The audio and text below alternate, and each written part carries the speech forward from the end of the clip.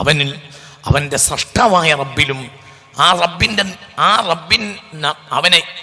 അവനിലേക്ക് അയച്ചിട്ടുള്ള പുണ്യ റസൂൽ മുസ്തഫ സ്വല്ലല്ലാഹു അലൈഹി വസല്ലമ തങ്ങളിലും പിന്നെ സ്രഷ്ടാവിൻ്റെ ദൂതനായി വന്ന പുണ്യ റസൂൽ കാണിച്ചിട്ടുള്ള വിശ്വാസങ്ങൾ, പഠിപ്പിച്ച വിശ്വാസങ്ങൾ, രീതികൾ, നിയമങ്ങൾ, ഇതിൻ്റെ ഒക്കെ കൃത്യതയിലും ഒരു മുഅ്മിനായ മനുഷ്യന് ഒതുങ്ങി നിൽക്കാൻ കഴിയുക എന്നതാണ് ഒരു വിശ്വാസിയുടെ അന്തപ്പൊരുൾ എന്ന് പറയുന്നത്.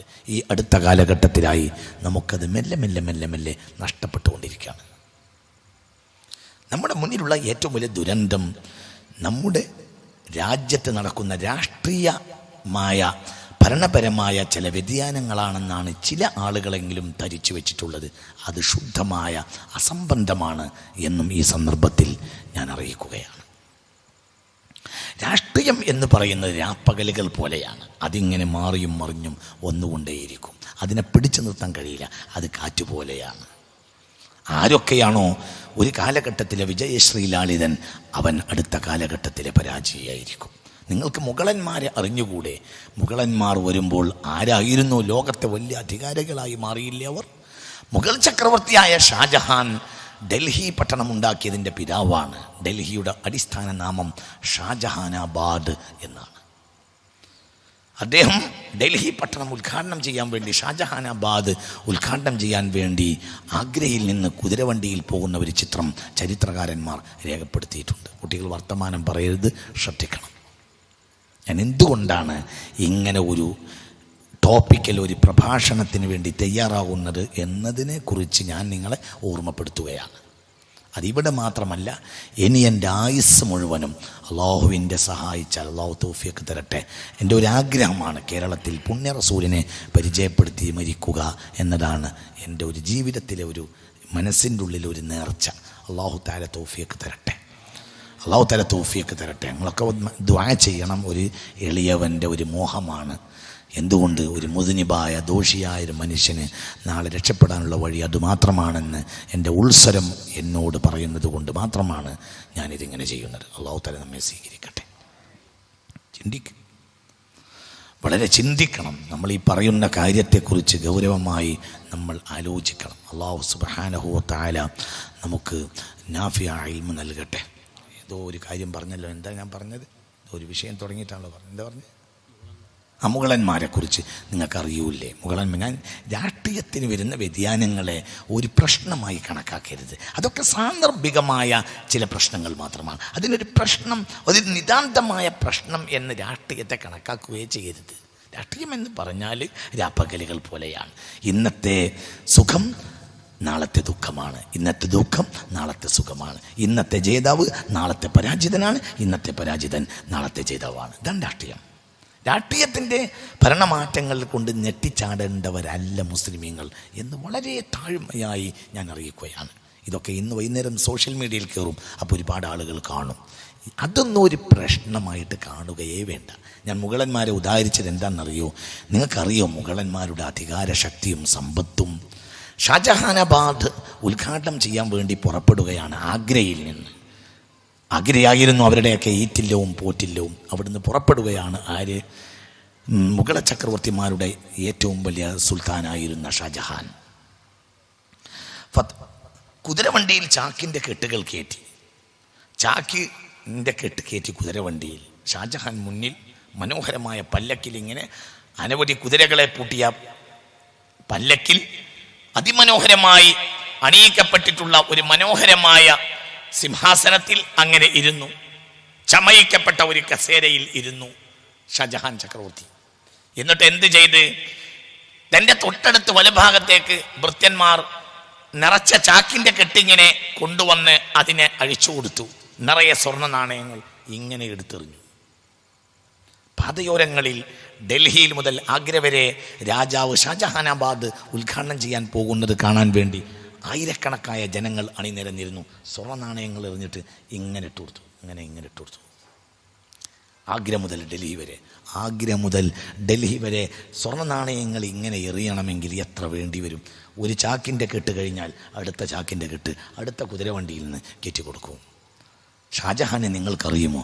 ഷാജഹാൻ ജീവിച്ചിരിക്കുന്ന കാലത്ത് ലോകത്തെ ഏറ്റവും വലിയ ധനാഢ്യൻ ഷാജഹാനായിരുന്നു. ലോകത്ത് അങ്ങനെയാണ് ഷാജഹാൻ പോയിട്ട് ആധുനിക ഡൽഹി ഉദ്ഘാടനം ചെയ്യുന്നത്. ഈ ഷാജഹാൻ്റെ പേരക്കുട്ടിയാണ് ബഹദൂർ ഷാ സഫർ. അയാളുടെ വീട്ടിൽ ബ്രിട്ടീഷ് വൈസ്രോയി കയറി വരുമ്പോൾ മര്യാദക്ക് ഒരു കസേര വീട്ടിലില്ല. അയാളാണ് അവസാനത്തെ മുഗൾ ചക്രവർത്തി. ഇതാണ് അധികാരം. നിങ്ങൾക്ക് മനസ്സിലായോ ആവോ? മനസ്സിലാവണില്ലേ പറഞ്ഞത്? നിങ്ങൾ ശ്രദ്ധിക്കണം. അവസാനത്തെ മുഗൾ ചക്രവർത്തിയാണ് ബഹദൂർ ഷാ സഫർ. ബഹദൂർ ഷാ സഫറിന്റെ വീട്ടിൽ അധികാര കൈമാറ്റത്തിൽ ഒപ്പിടിക്കാൻ വേണ്ടി കയറി വരികയാണ് ആര്?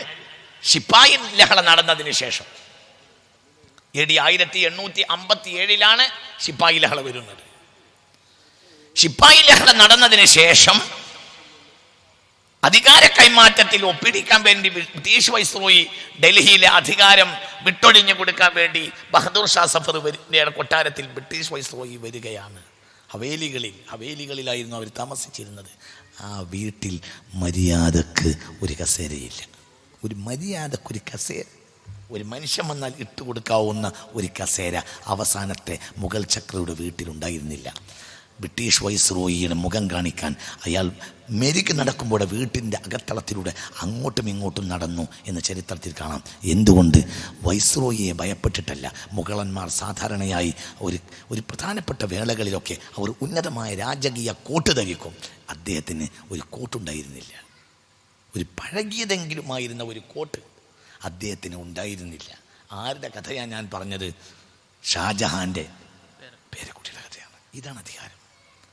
അധികാരം എന്ന് പറഞ്ഞാൽ ഇന്നൊരാളാണെങ്കിൽ നാളെ വേറൊരാളാണ്. ഇന്നത്തെ സുൽത്താൻ നാളത്തെ പരാജിതനാണ്. ഇന്നത്തെ പരാജിതൻ നാളത്തെ സുൽത്താനാണ്. അപ്പൊ അതൊന്നും ഒരു പ്രശ്നമായി കണക്കാക്കുന്നത് പമ്പര വിഡ്ഢികൾ മാത്രമാണ്. കോഴിക്കോട്ട് കുറച്ച് വിഡ്ഢികളുണ്ട്. അവർ നേരം വെളുത്താൽ ഇങ്ങനെയുള്ള നുണകൾ ഇങ്ങനെ എഴുതി വിടും. അവർക്ക് ചരിത്രം എന്താണെന്ന് അറിയില്ല. അത് കണ്ടിട്ട് മാപ്പിളമാരൊക്കെ നെട്ടിച്ചാടുന്നത് പതിവാക്കിയ ഒരു കാലമാണിത്. ഇതിലൊന്നും നെട്ടിച്ചാടാനൊന്നുമില്ല. ഇത് ഭൂമിയാണ്. ഇതങ്ങോട്ടും ഇങ്ങോട്ടുമൊക്കെ വരും.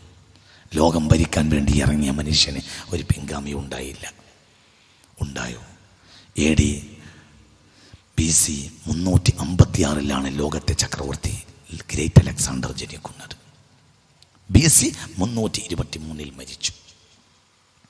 ലോകം ഭരിക്കാൻ വേണ്ടി ഇറങ്ങുകയാണ്. ലോകത്തിൻ്റെ ചക്രവർത്തിയാകാൻ വേണ്ടി ഇറങ്ങിയിട്ട് ഭരിക്കാൻ കഴിഞ്ഞു? പിടിച്ചടക്കിയിട്ട് ഒരു ദിവസം കസേരയിലിരിക്കാൻ കഴിഞ്ഞതേയില്ല. അവസാനം നിന്യനും പരാജിതനുമായിട്ട് മരണപ്പെട്ടു 33-ാമത്തെ വയസ്സിൽ. പക്ഷെ ലോകം മുഴുവനും അദ്ദേഹം പടനടച്ചു. പക്ഷെ കസേരയിൽ ഒരു ദിവസം ലോകത്തിൻ്റെ ഒരു രാജാവായിരിക്കാൻ അദ്ദേഹത്തിന് കഴിഞ്ഞില്ല. Great Alexander. പിന്നെയോ അദ്ദേഹത്തിനൊരു പിൻഗാമിയും ഉണ്ടായില്ല. പിന്നെ ഈ രാജ്യങ്ങളിൽ ഭരണം നടത്തുന്നത് അദ്ദേഹത്തിൻ്റെ കുടുംബക്കാരൻ പോലുമല്ലാത്ത ടോളമി ഒന്നാമനാണ്. അലക്സാണ്ടർക്ക് ഒരു രാജവംശം പോലും ഉണ്ടായില്ല. അലക്സാണ്ടർക്ക് ഒരു ലാഭം കിട്ടി. എന്ത്? ടോളമി ഒന്നാമൻ അലക്സാണ്ടർക്ക് ഒരു ഉപകാരം ചെയ്തു കൊടുത്തു. മെഡിറ്ററേനിയൻ സമുദ്ര തീരത്ത് ഒരു പട്ടണം ഉണ്ടാക്കി കൊടുത്തു, അലക്സാണ്ട്രിയ എന്ന പേരിൽ. അതാണ് അലക്സാണ്ടറുടെ ഓർമ്മ. ബസ്. ഇതാണ് ലോകചരിത്രം. അപ്പോൾ അധികാര കൈമാറ്റങ്ങളിലൊന്നും വിമ്മിഷ്ടപ്പെടേണ്ടതില്ല. അതൊക്കെ സാന്ദർഭികമായ ഞെട്ടിച്ചാടലുകൾ മാത്രമാണ്. ഇന്ന് വൈകുന്നേരം കഴിച്ച ഭക്ഷണത്തിൽ എന്തെങ്കിലും ഒരു വയറ്റ് നോക്കുന്ന സാധനമുണ്ടെങ്കിൽ അതിങ്ങനെ വയറ്റ് കിടന്ന് ഉരുണ്ട് നിൽക്കുമ്പോഴത്തിന് ഞാൻ മരിക്കുകയാണോ എന്ന് ബേജാറാവേണ്ടയില്ല. അതിന് ഏറെ വന്നാൽ 3.5 മണിക്കൂർ 5.5 മണിക്കൂർ നേരം വിളിക്കുമ്പോഴത്തിന് യാ അല്ലാഹ് മഅസ്സലാം മുമ്പ് പുറത്തു പോകും. ഇങ്ങനെ തന്നെ അധികാരം. ഇതൊന്നുമല്ല പ്രശ്നം എന്ന് പറഞ്ഞാൽ ഒരു ജനതയുടെ പ്രശ്നം സമൂലമായ അസ്തിത്വം അവർക്ക് നഷ്ടപ്പെടുക എന്നതാണ്. അള്ളാഹു നമ്മളെ കാത്തുരക്ഷിക്കട്ടെ. മലബാറിൽ ഇന്ന് വലിയൊരു ദുരന്തം നടന്നുകൊണ്ടിരിക്കുന്നുണ്ട്. മലബാറിലെ